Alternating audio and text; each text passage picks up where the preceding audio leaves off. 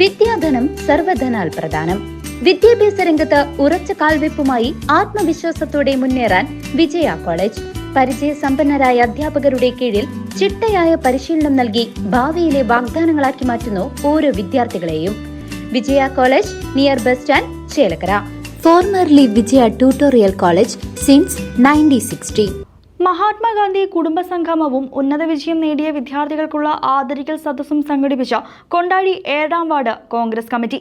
കൊണ്ടാടി മണ്ഡലം ഇന്ത്യൻ നാഷണൽ കോൺഗ്രസ് 7ാം വാർഡ് കമ്മിറ്റിയുടെ ആഭിമുഖ്യത്തിൽ മഹാത്മാഗാന്ധി കുടുംബസംഗമവും 2024-25 SSLC +2 പരീക്ഷയിൽ വിജയം നേടിയ കുട്ടികളെ ആദരിക്കലും നടന്നു.